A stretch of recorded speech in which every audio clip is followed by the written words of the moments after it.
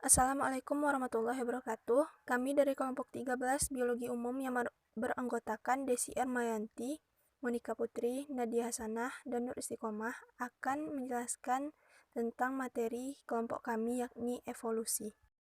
Adapun subbab dari materi kami yang pertama pengertian dan ruang lingkup evolusi, yang kedua perkembangan teori evolusi, yang ketiga mekanisme evolusi, dan yang keempat petunjuk dan bukti evolusi. Kita masuk pada pengertian evolusi.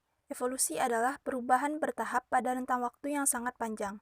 Di dalam biologi, pengertian evolusi telah mengalami perkembangan, di mana menurut Darwinisme, evolusi adalah perubahan bertahap pada rentang waktu yang sangat panjang. Dengan berkembangnya genetika molekuler, para ilmuwan mengembangkan teori evolusi komprehensif yang menggabungkan Darwinisme dengan Mendelisme, yang selanjutnya dikenal sebagai sintesis modern atau modern sintesis, yang artinya evolusi adalah perubahan frekuensi alel dari suatu populasi tuan waktu. Berikut beberapa gambar tengkorak yang menunjukkan adanya evolusi. Baiklah, selanjutnya kita masuk pada ruang lingkup evolusi. Yang pertama, mikroevolusi, yaitu perubahan atau peristiwa yang berhubungan dengan terjadinya ras. Yang kedua, makroevolusi, yaitu perubahan yang merupakan peristiwa terbentuknya spesies baru. Yang ketiga, megaevolusi, yaitu perubahan yang berhubungan dengan terjadinya tingkatan yang lebih tinggi dari spesies, seperti genus, familia, ordo, klasis, filum, dan dunia kehidupan. Yang keempat, evolusi progresif, meliputi proses perubahan pada makhluk hidup dari bentuk yang sederhana menuju kepada bentuk yang lebih kompleks. Perkembangan teori evolusi. Teori evolusi mempelajari perubahan yang berangsur-angsur menuju arah sesuai dengan masa dan tempat. Teori evolusi mempelajari proses perubahan yang terjadi pada makhluk hidup. Selain itu juga, teori evolusi juga mengalami evolusi atau perubahan sesuai dengan perubahan zaman dan perkembangan teknologi. Perkembangan teknologi tidak lepas dari perkembangan bidang-bidang ilmu lain yang terkait dengan genetika, biokimia, biologi molekuler, fisiologi, dan lain-lain.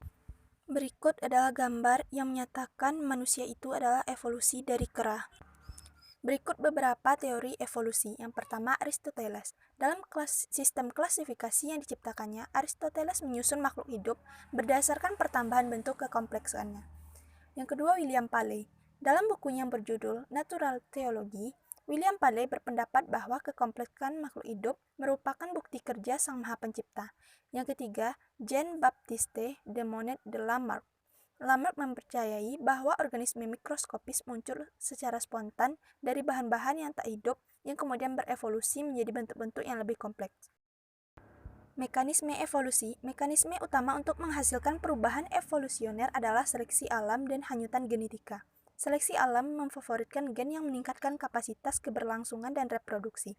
Hanyutan genetika merupakan perubahan acak pada frekuensi alel disebabkan oleh percontohan acak atau random sampling gen generasi selama bereproduksi.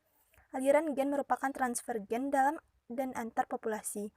Kepentingan relatif, seleksi alam, dan hanyutan genetika dalam sebuah populasi bervariasi tergantung pada kuatnya seleksi dan ukuran populasi efektif yang merupakan jumlah individu yang berkemampuan untuk berkembang biak. Bukti petunjuk adanya evolusi. Yang pertama, fosil. Bukti berupa fosil ini menjadi fakta bahwa variasi makhluk hidup telah terjadi. Sederet fosil yang ditemukan dalam lapisan permukaan bumi tua ke lapisan muda menjadi teori evolusi yang menunjukkan adanya perubahan yang berangsur-angsur pada makhluk hidup. Yang kedua, homologi analogi. Struktur morfologi makhluk hidup dapat menjadi petunjuk dari struktur fisik nenek moyangnya. Makhluk hidup yang memiliki persamaan struktur bisa saja berasal dari keturunan yang sama. Bukti petunjuk adanya evolusi yang ketiga, yakni embriologi perbandingan. Contoh embriologi sebagai bukti evolusi adalah perkembangan ikan dari awal hingga dewasa. Saat berbentuk embrio, ikan memiliki bentuk yang mirip dengan bentuk embrio hewan lain. Namun setelah dewasa, bentuk ikan ternyata berbeda dengan hewan lainnya. Yang keempat, biokimia dan genetika. Bukti kuat adanya evolusi dapat ditunjukkan oleh genetika modern yang terjadi hidup.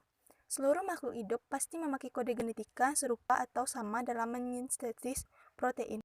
Baiklah, itulah presentasi dari kelompok kami. Kurang lebihnya kami mohon maaf. Sekian, terima kasih.